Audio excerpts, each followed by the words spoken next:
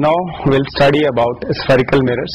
What we have studied about the reflection and the laws of reflection, we are going to apply these concepts to spherical mirrors. Let's understand what is spherical mirror. Any mirror whose reflecting surface is a part of spherical surface will be called as a spherical mirror.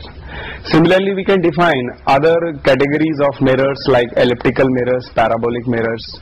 In case of elliptical mirror, the reflecting surface will be part of an ellipse, and in case of parabolic mirror, the reflecting surface will be part of parabola. Similarly, we can think of cylindrical mirrors. Now, in case of cylindrical mirrors, the reflecting surface will be part of cylinder. As far as IIT JEE is concerned, the syllabus constitutes only spherical mirrors. So we'll focus our attention mainly on spherical mirrors, but we'll be doing some of the problems and we'll be taking some of the situations related with the parabolic mirrors and cylindrical mirrors.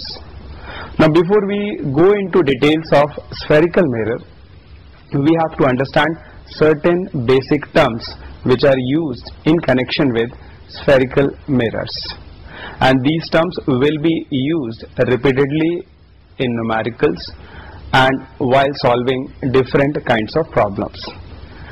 The first term that we need to understand about spherical mirror, that we divide spherical mirrors in two basic categories. One category is referred as concave spherical mirror, whereas the other category is referred as convex spherical mirror. Now, the difference between the two categories is very simple. In case of concave spherical mirror, you will find that the central part is depressed and the outer part are raised, whereas in case of convex mirror, you will find that the central part is raised and the outer part are depressed. Normally, it is difficult to identify spherical mirror as convex or concave just by looking at the surface.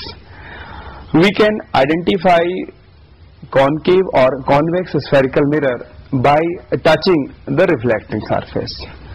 As I said, in case of concave mirror, if you just touch the surface, you will find that the central part is depressed, whereas in case of convex mirror, you will find that the central part is raised.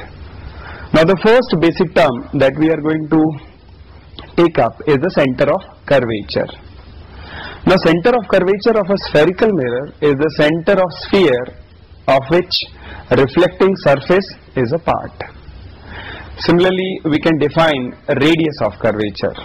Radius of curvature is the radius of spherical mirror, that is of the sphere of which a reflecting surface is a part. Now, we have another term, and it is pole of the spherical mirror.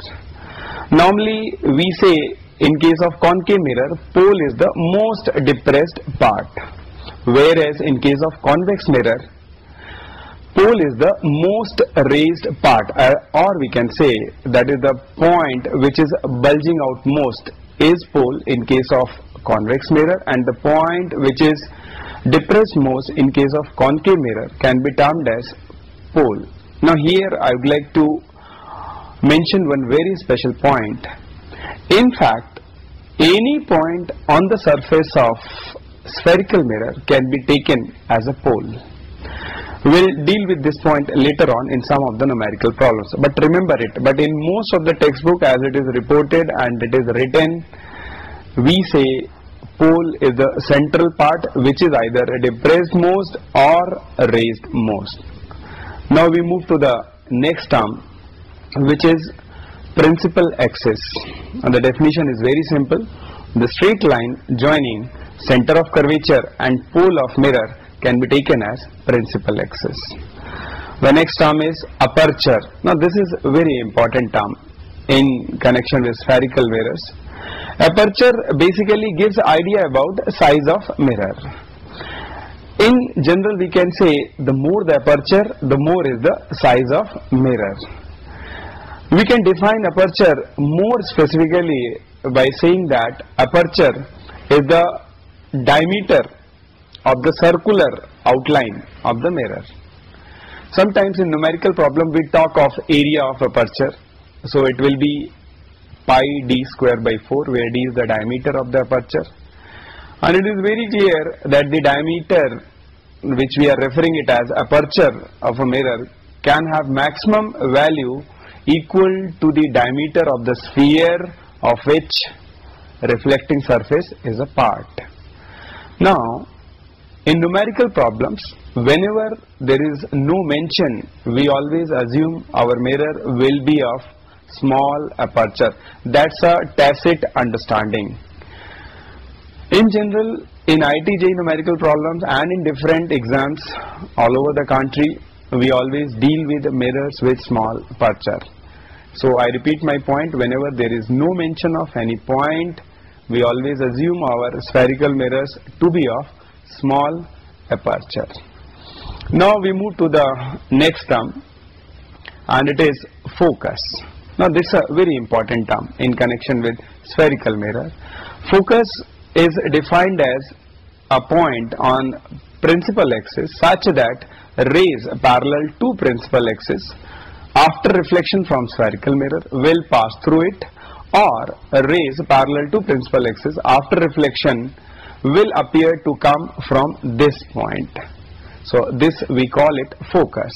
Now in case of concave mirror, we can see from the diagram shown on the screen that the rays parallel to principal axis after reflection, they pass through focus. Whereas in case of convex mirror, it is very clear the rays after reflection from mirror, they appear to come from focus. Now what we find, in case of concave mirror, focus is in front of mirror, whereas in case of convex mirror, focus is behind mirror. And again we define two new more words, and it is focal plane and focal length. Now focal plane is any plane passing through focus and perpendicular to principal axis is simply referred as focal plane. And focal length is defined as the distance between the pole and the focus of mirror is simply focal length. Now these are the terms which we will be using very frequently in connection with spherical mirror.